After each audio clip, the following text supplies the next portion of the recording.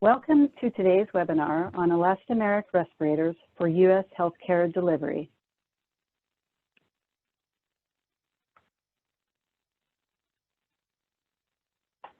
Today we will be discussing 6 key topics and 6 key speakers will be presenting the information.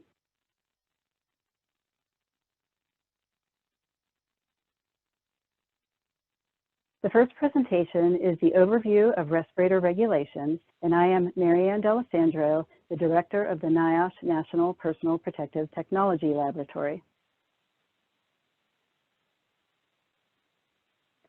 The NIOSH National Personal Protective Technology Laboratory is responsible for the respirator approval program, including the certification of elastomeric respirators.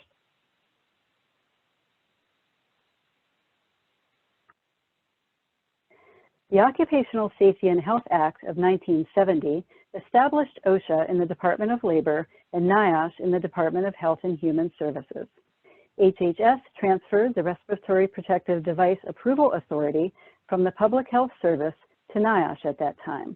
The General Duty Clause made employers responsible for workers' safety and health. OSHA enforces workplace safety and health standards, and NIOSH supports OSHA by performing research, criteria development, and education and training, as well as leading the respirator approval program.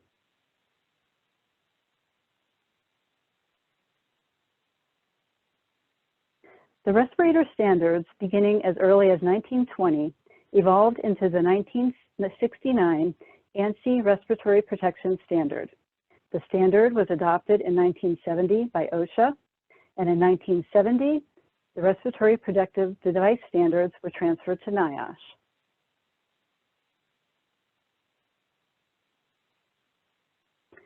OSHA's 1910-134 Respiratory Protection Standard establishes permissible practices for using NIOSH-approved respirators in the workplace.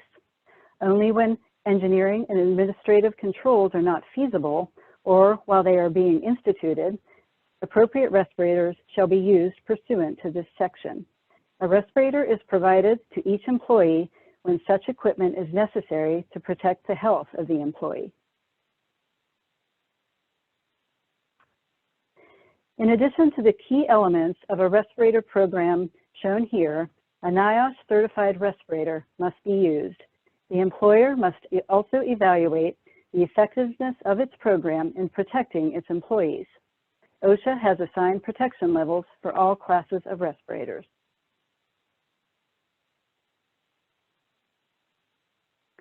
This section applies to all occupational exposure to blood or other potentially infectious materials.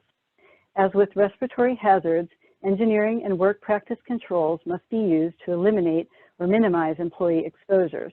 Where occupational exposure remains after the institution of these controls, personal protective equipment, such as an elastomeric respirator, may be used.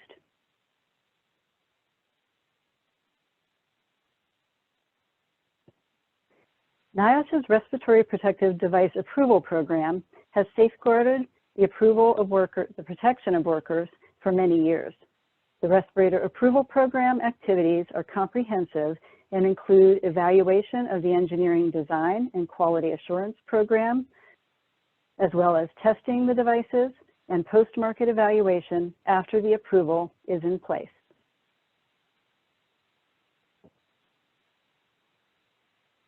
Since 1972, NIOSH has approved about 9,000 respirator designs.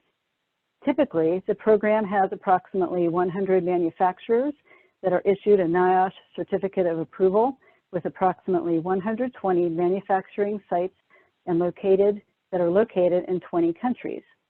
NIOSH approves self-contained breathing apparatus used by firefighters, powered air purifying respirators used in many industries, gas masks, chemical cartridge respirators, and particulate respirators as well. Essentially, all of the products shown on the left side of the slide are approved by NIOSH. Healthcare workers are most familiar with N95 filtering facepiece respirators and N95 surgical respirators.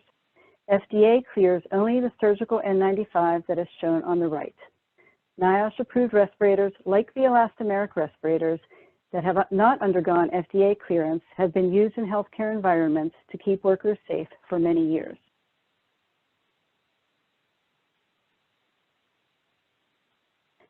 NIOSH-approved respirators are available in many types, models, and sizes from many manufacturers for a variety of uses.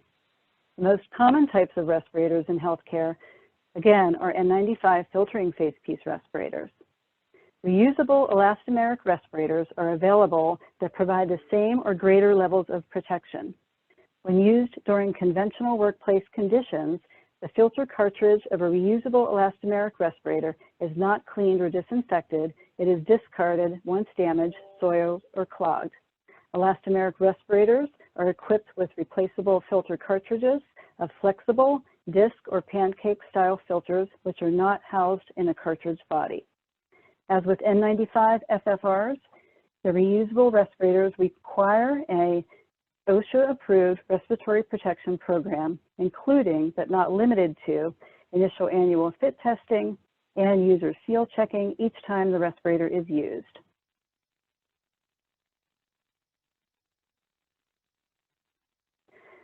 The Hospital Respiratory Protection Program Toolkit was developed by NIOSH to assist hospitals in developing and implementing effective respiratory protection programs. This toolkit is available on the website and was written as a practical manual that can be used by anyone charged with setting up and maintaining a hospital respiratory protection program. The toolkit identifies existing public health guidance where available on the use of respiratory protection. Scientific evidence is continuously evolving, particularly with regards to disease transmission. Precautionary use of respiratory protection may be prudent where scientific uncertainty exists.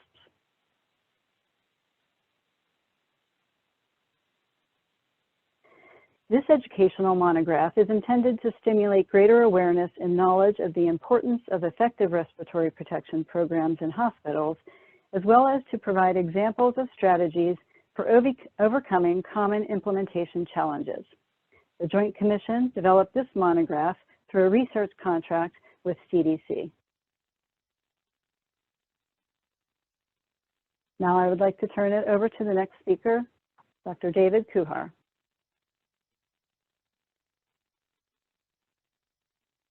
Well, controlling exposures to occupational hazards is a fundamental way to protect healthcare personnel. Conventionally, a hierarchy has been used to achieve feasible and effective controls.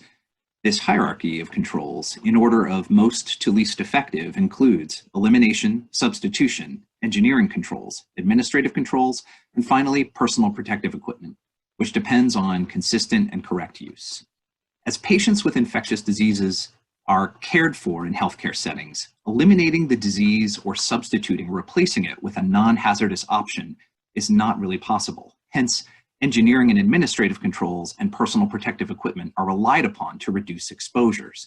Now, engineering controls, such as maximizing use of physical barriers like glass or plastic windows, can potentially eliminate the need for personal protective equipment use in selected situations.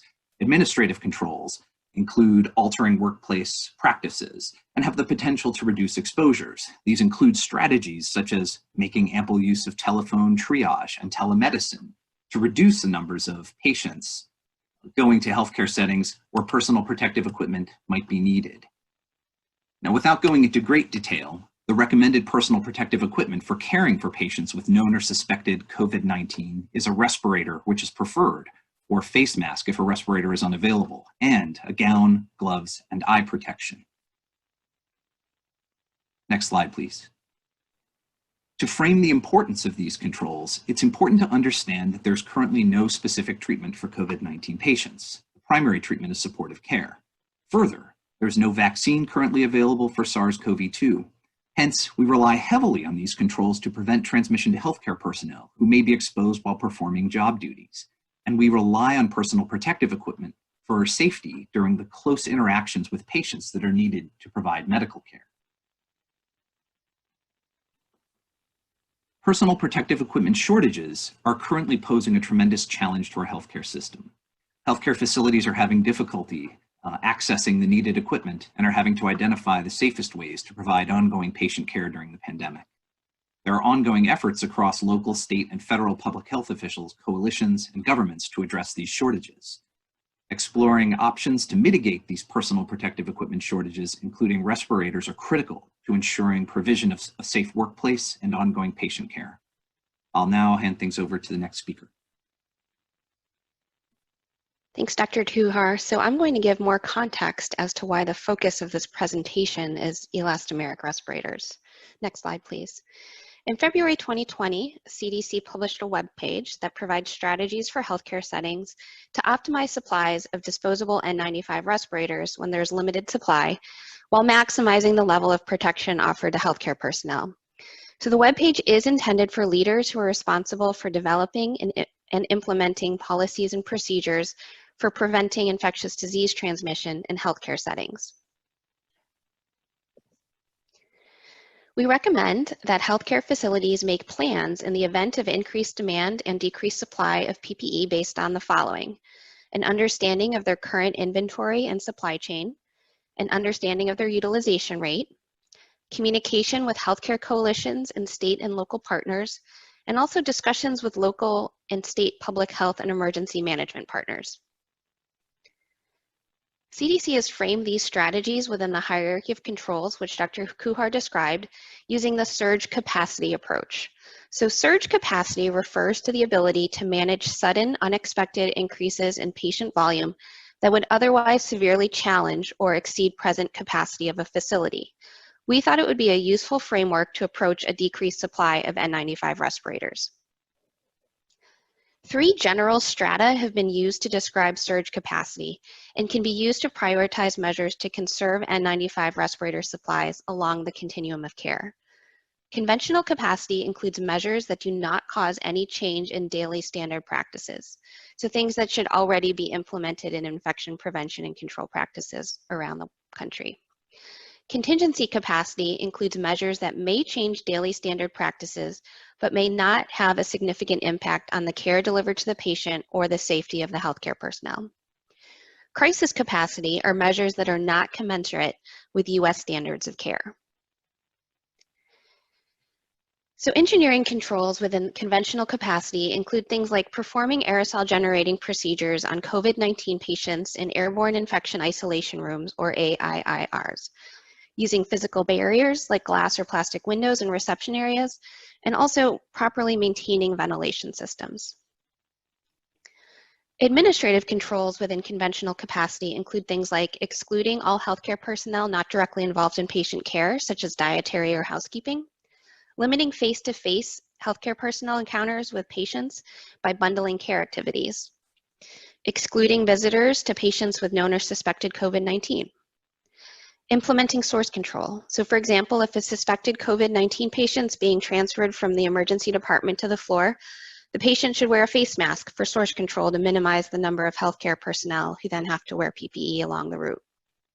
Another strategy is to implement cohorting of patients and healthcare personnel, or the use of telemedicine, which is being increasingly implemented around the country. It's also important for healthcare personnel to be trained on indications for the use of N95 respirators to minimize waste. And finally, other strategies including implementing just-in-time fit testing and or qualitative fit testing, which actually avoids the destruction of the respirator that occurs with the fit testing. So I'm going to finish with the respiratory protection under conventional capacity PPE controls. So understanding the different types of N95 respirators is important for conserving supplies. Surgical N95 respirators, as Dr. D'Alessandro mentioned, are recommended for use by healthcare personnel who need protection from both airborne and fluid hazards like splashes and sprays. Another important strategy that leads us to the focus of this presentation is the use of alternative NIOSH-approved respirators to N95s. So these are the respirators that provide equivalent or higher protection. There are many disposable filtering facepiece respirators that are at least as protective as the N95, including the N, P, and R series. Other alternatives include powered air purifying respirators and elastomeric respirators, which are the focus of this presentation.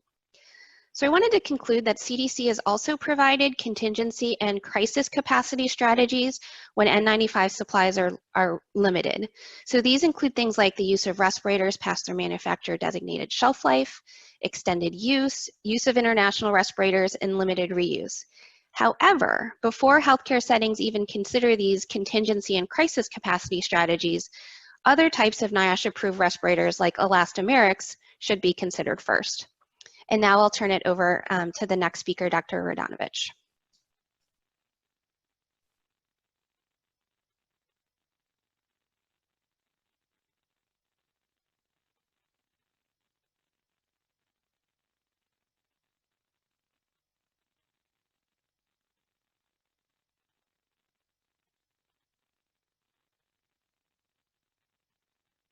Dr. Lou Radonovich, also with NIOSH, and I'm going to give a broad overview of elastomeric respirators for U.S. healthcare delivery.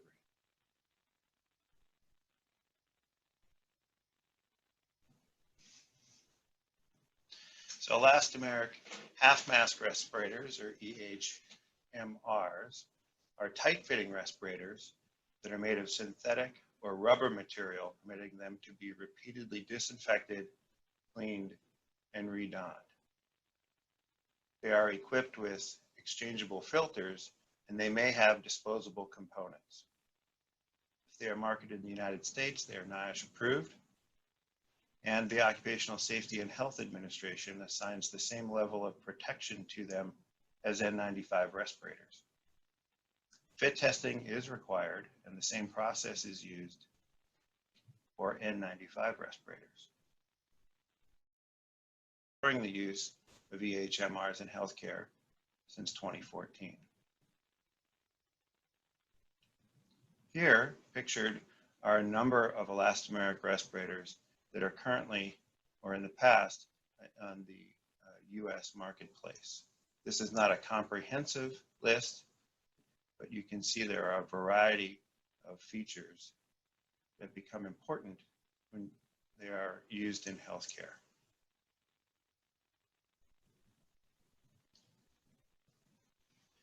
Among the more important features of elastomeric respirators, first, there are removable filters, either one or two, pictured here. On the right, you can see there are two filters that can be unscrewed when necessary.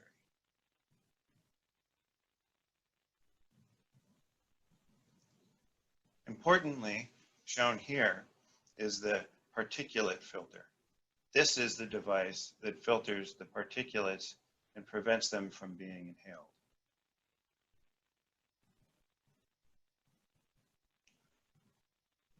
The elastomeric respirator may also have a cartridge cover, as shown here, and an exhalation valve, as pictured on the right, including covers.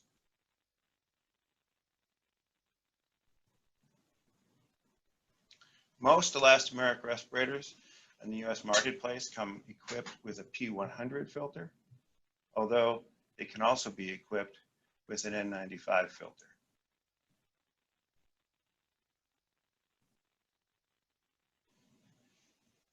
Other characteristics that are important include the type of cover that is over the filter. As shown on the left, you can see there's a hard case around the filter. This may be important when disinfecting the outside surface of the container that encloses the filter. This helps prevent the filter material on the inside of the container from becoming wet.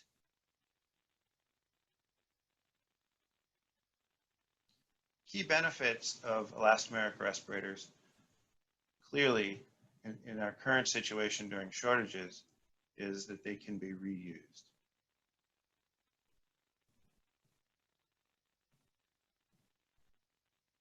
However, there are also challenges, and these include a lack of familiarity among the vast majority of U.S. healthcare workers. So training and education becomes very important in this instance. They may interfere with communication to some extent, and they may interfere with downward gaze, given their relatively large size compared to N95 respirators.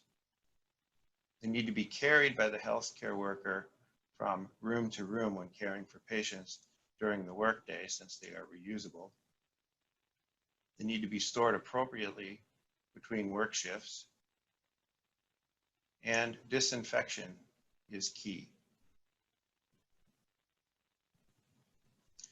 NIOSH has been engaged in a number of studies involving elastomeric respirators. One was recently published called Project JEFTIT that the next speaker will address. NIOSH is also in the process of beginning a disinfection study to better understand how best to disinfect elastomeric respirators in healthcare delivery. And in the future, an additional demonstration project will be conducted to understand feasibility of elastomeric respirators in selected clinical settings.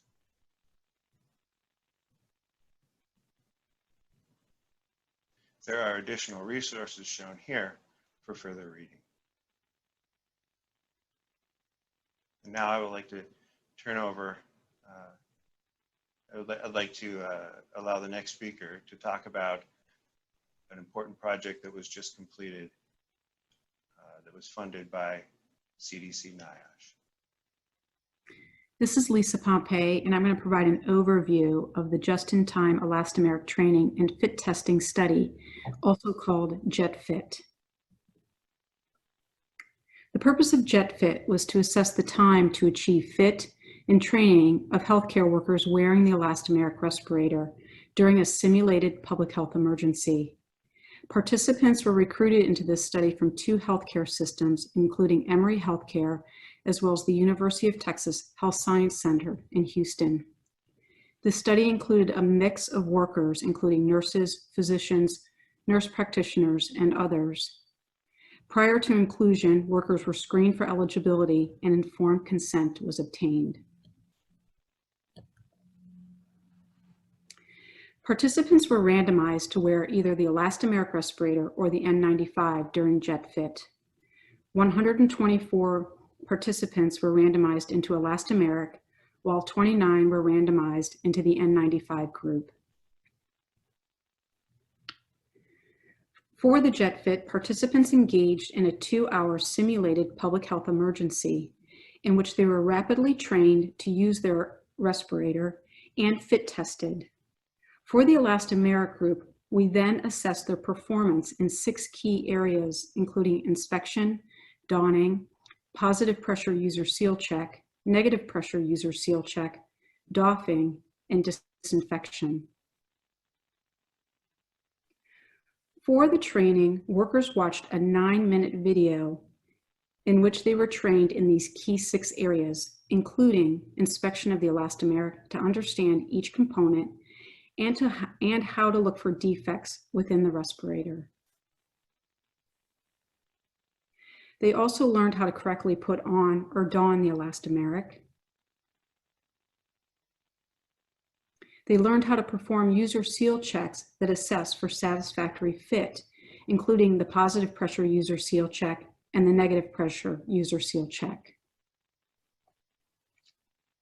They learned how to correctly take off or doff the elastomeric. And they learned how to disinfect the elastomeric between patient interactions. After the training, fit tests were performed on each participant and time to achieve satisfactory fit was measured. Qualitative fit testing was conducted, designed to meet OSHA requirements. For the elastomeric group, participants were assessed for their performance in these 6 key areas, which included 26 measurements.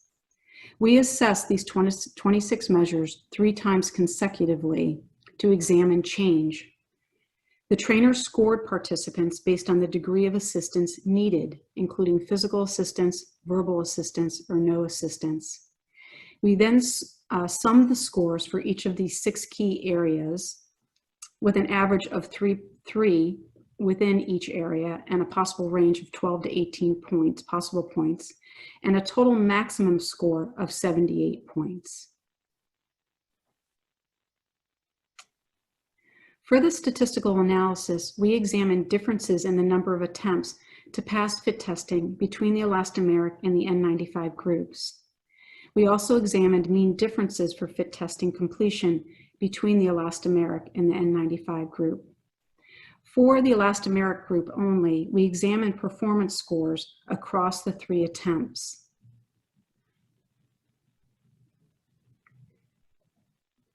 For our findings, we observed that the number of attempts necessary to identify a respirator with adequate fit was similar for the elastomeric group versus the N95 group, with the majority only requiring a single attempt to identify a respirator with adequate fit. The time to achieve adequate fit was similar for the elastomeric versus the N95 groups, with an average time of 6 minutes and 30 seconds to complete the fit testing. After training, the total performance score for the elastomeric improved substantially by the second attempt, but less so for the third attempt. By the second attempt, the average score of 76 was close to the maximum performance score of 78. After training, the performance scores for each of the elastomeric steps improved substantially by the second attempt. Again, less so by the third attempt. By the second attempt in each of these areas, the average performance score neared the maximum average score of 3.0.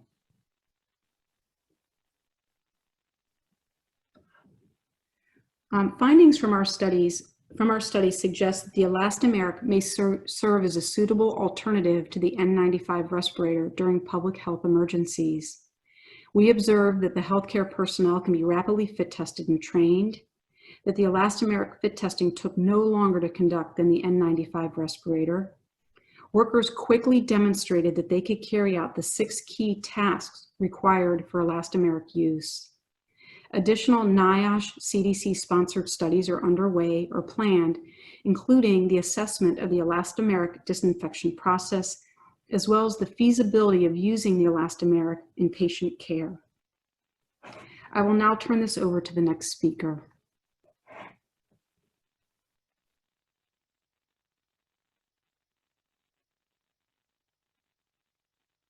Hello, everyone. My name is Stella Hines, and I am a physician in the divisions of Occupational and Environmental Medicine and Pulmonary and Critical Care at the University of Maryland School of Medicine in Baltimore.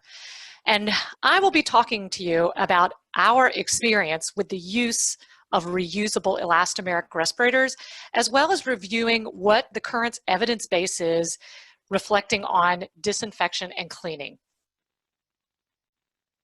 Okay.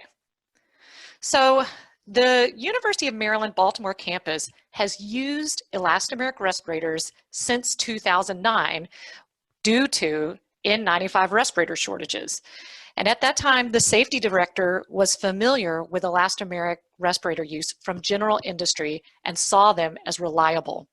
So these were assigned to hospital workers in certain units that were deemed to be considered higher risk, as well as to workers in the ambulatory practices. And use of elastomerics as a regular part of respiratory protection continued in the hospital through probably late 2016, when people were transitioned more towards N95s. But even then, at least a quarter of the employees that were using elastomerics wished to remain in these devices. And these devices have been the ongoing source of respiratory protection for the ambulatory workers since that time. So we used the 3M 7500 series elastomeric respirator, which comes in 3 different size face masks, as well as the 3M P100 particulate cartridge covered filters, which are cleanable. So looking back on this time, as of the summer of 2014, our system in the downtown Baltimore campus had over 2,000 workers wearing tight-fitting respirators, the majority of whom were using elastomeric respirators. So this provided a great opportunity for us to try to understand some research questions in this population. And so between 2015 and 2016, we performed a study using key informant interviews, focus groups, and electronic surveys to try to really understand, are elastomeric respirators an acceptable and feasible alternative to address N95 respirator shortages in healthcare. We ended up having 1,152 total respondents, of whom 432 were active elastomeric respirator users. So what we found is that user acceptance is not a critical barrier to elastomeric respirator use. What we did see was storage and assuring availability are significant barriers to expected use. What we saw was that among some of the healthcare workers, particularly mobile workers like doctors and respiratory therapists, they would often report not having the respirator available to them, and this would lead to use of an unassigned respirator like an N95. So storage and assuring availability is extremely important. Disinfection, we found, was not a barrier to expected use and use of assigned respirator, but we did see inadequate compliance with expected cleaning practices when these practices were completely left to the individual. And we believe that this practice probably can be taught, and that strategies to centralize cleaning would bypass this in some way. Let's discuss what options exist, or at least have been published, to address some of these potential barriers. So the first is that of storage and availability. So there are two main ways to address these topics. One is to use a central cache of respirators, and the other is to rely on individual maintenance. So at the Texas Center for Infectious Disease, which treats patients with tuberculosis, they routinely use elastomeric respirators as a form of respiratory protection, where the workers are given backpacks in which they put their respirator and have it readily available throughout the day, and this has been a successful practice.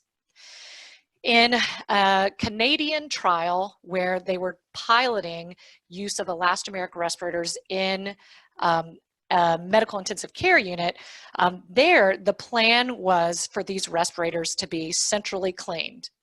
That study demonstrated failure of this strategy because there had not been staff dedicated to actually take the respirators down to the central cleaning location and to pick them up and bring them back to the unit after they had been cleaned. And so I think the take-home message from both of these strategies is, A, if you are using a central cache of respirators, you must identify staff in advance and assure that those job duties are clear on who is performing what task with respect to transport, cleaning, and return of the respirators. And if the strategy is geared towards individual maintenance, then providing a means of readiness, such as a backpack, makes sense in assuring that workers have the respirator when they need it, particularly mobile workers who are not confined to a single unit or a single patient area. So cleaning and disinfection options are critical, particularly in our current time with COVID-19. So just some vocabulary. So cleaning refers to removal of soiling agents like dirt, or in our case, facial contaminants like facial oils, whereas disinfection refers to removal of microbial agents, particularly virus. So there have been 3 published studies about this topic with elastomeric respirators that we will discuss.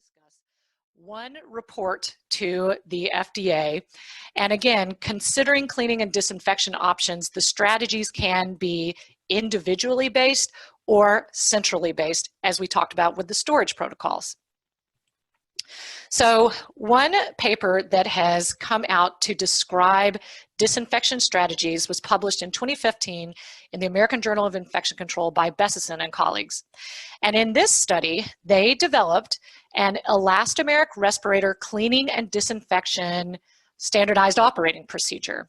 And basically, they first took manufacturer SOPs and asked healthcare workers to clean the respirators according to the manufacturer instructions.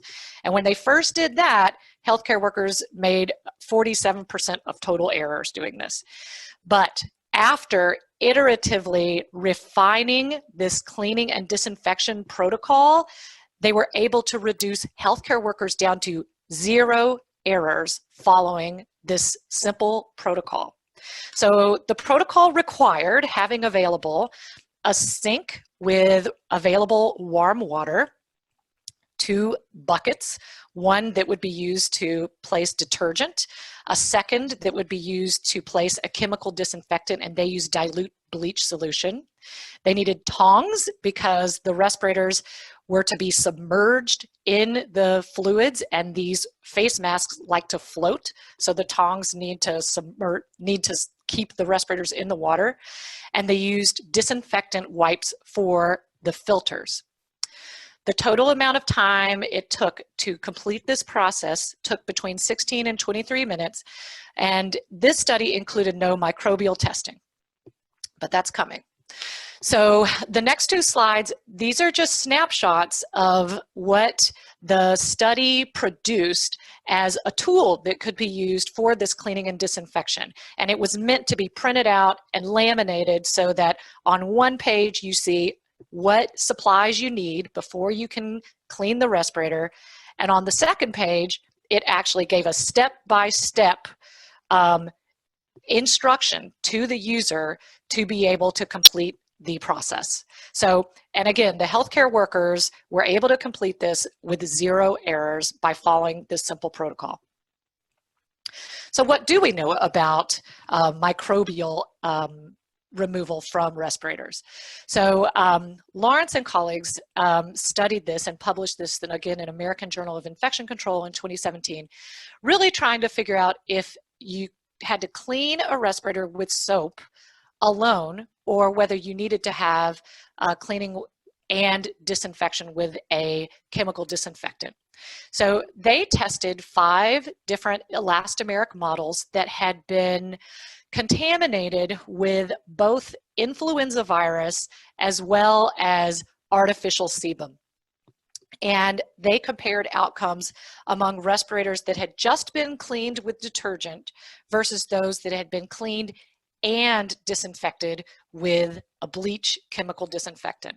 And the outcomes they looked at were based on TCID50 assays, which is meant to give an assessment of the presence of viable or potentially infectious virus.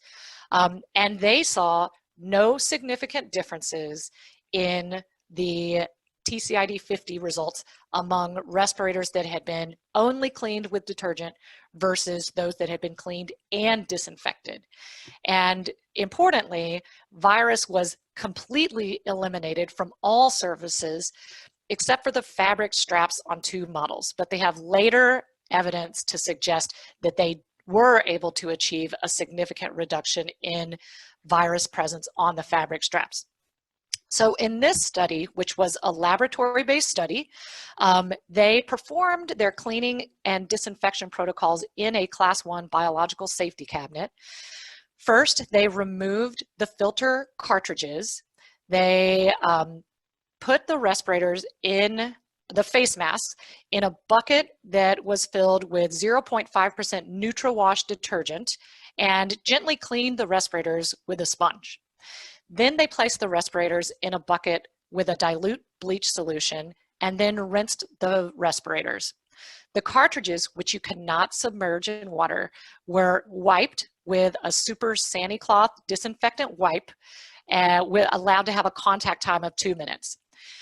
This process took approximately 21 minutes, and they described that the drying time for the elastomeric body took took about 20 minutes. However, it took about 6 hours for the straps to completely dry. So the take home from this Lawrence study are that cleaning gets virus off just as well as cleaning and disinfection in this study where influenza was tested. The fabric straps may be an inconsistency for virus removal, but again, this subsequent study demonstrated reliable log reduction from the straps, and that drying time on the elastomeric respirators is limited by the fabric straps. So what about disinfectant type? So in a study by Subash and colleagues in 2014, they took 40 elastomeric respirators and inoculated them with influenza virus and then wiped them with 3 different types of disinfectant wipes. What they saw was that for influenza, isopropyl did not completely eliminate live virus, but the CaviWipe and Dispatch both did. And in that study, they did not test on the straps or the cartridges. So I think that's important as we consider the types of disinfectants that may be relevant for COVID-19. So we recently have been involved in research on this topic with use of a hybrid PAPR elastomeric product called the Clean Space Halo Respirator. And in this respirator, there's a face mask that is silicone-based, and it looks similar to what you see with an elastomeric respirator. It would be very simple if all you had to do in a hospital setting was wipe down that face mask with a disinfectant wipe, and you didn't have to include that cleaning step with soap and water. So this is what we tested. And we looked at this from 2 aspects, removal of facial contaminants as well as removal from virus. And for the facial contaminant testing, we were able to transfer a fluorescent lotion similar to what would be present in facial cosmetics and similar to facial oil from people's face to the face mask and look at it under fluorescent light. And then after the masks were cleaned and disinfected or just disinfected, we looked at the masks again to see if all the fluorescent particle was removed. And what we saw was that on the mask that had only been wiped with disinfectant, the fluorescent lotion was not completely removed. So from a facial contaminant standpoint, we do think you need to include a step that includes cleaning with soap and water. As far as viral contaminants, the answer to that is we think yes at some interval. So here's what we did. So again, we used the Clean Space Halo product, which you can see in the picture on the right, and the face mask on that is silicone-based and looks like an elastomeric face mask. We took these respirators and contaminated them with influenza via spray. And then we took all the respirators and half of them were cleaned in the Becicin soap and water protocol, and the other half were just disinfected with disinfectant wipes. The cleaned ones were also disinfected with disinfectant wipes. The wipe process, it was a 4 separate wipe protocol where 1 wipe was used to cover the entire exterior surface of the face mask. A 2nd wipe was used to clean the interior surface of the face mask. A 3rd wipe was used to clean the harness and the straps, and then a 4th wipe was used to clean the power unit. And we tested 4 different disinfectants, and overall what we saw across all of the disinfectants was that there was better reduction to undetectable viral levels if you also performed cleaning with soap and water. And this is not out in the public domain yet, but hopefully this will be published soon. It's under review. What about filter cartridge cleaning and disinfection?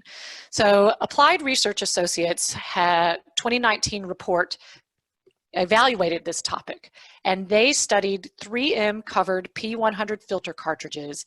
And here, all of these cartridges were wiped with a sponge soaked in 0.5% NutriWash, and then half of the rest, these cartridges were also wiped with a Sani cloth.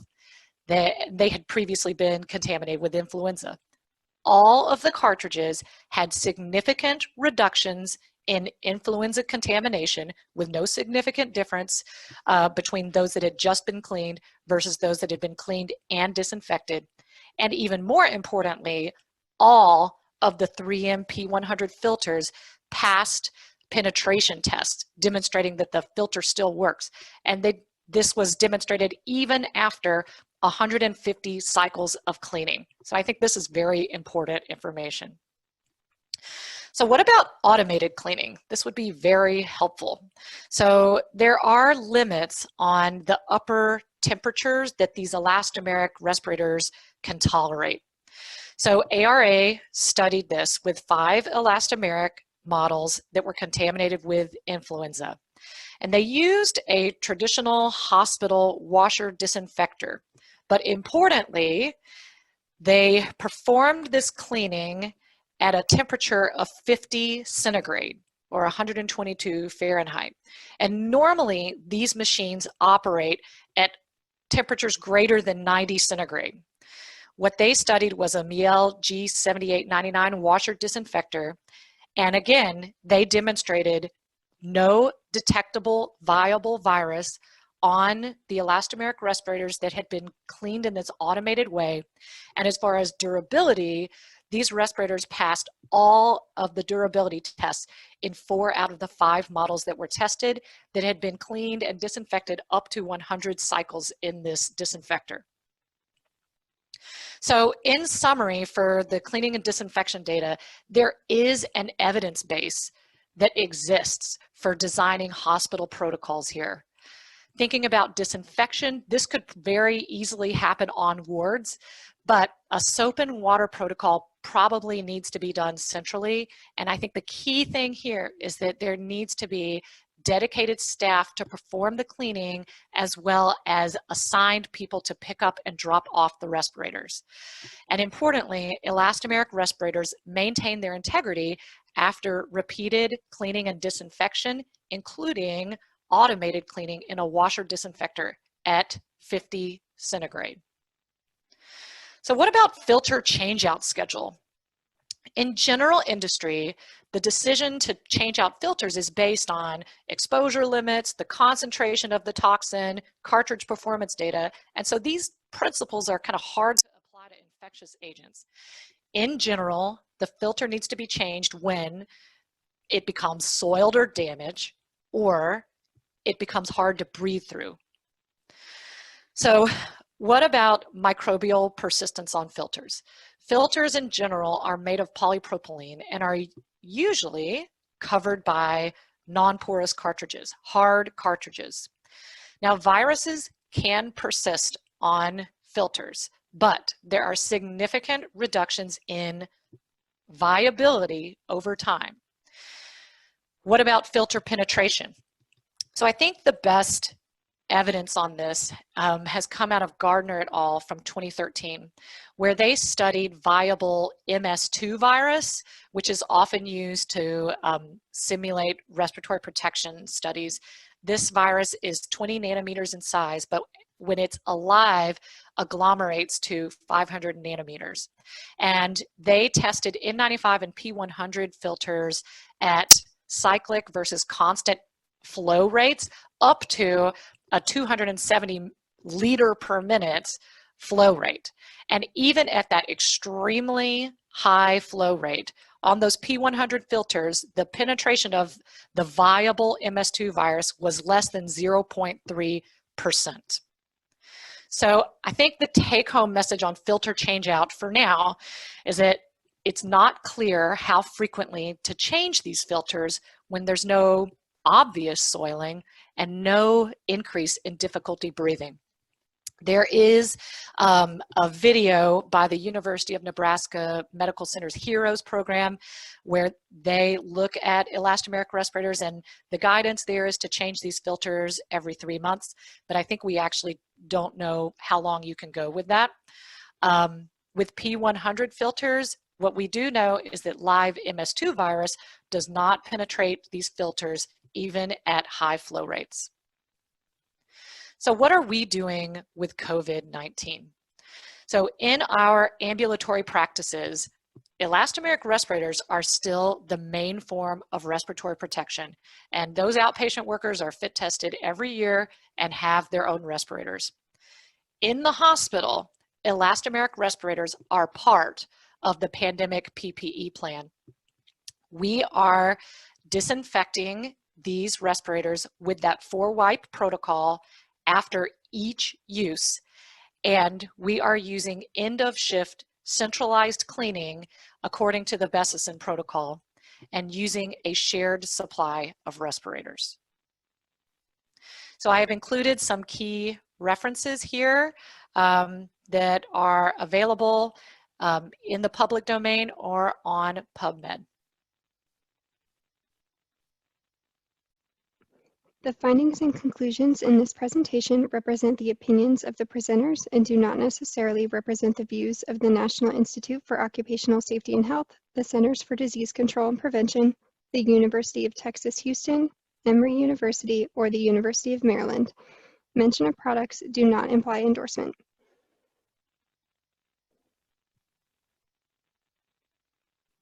That concludes today's webinar. Thank you for listening.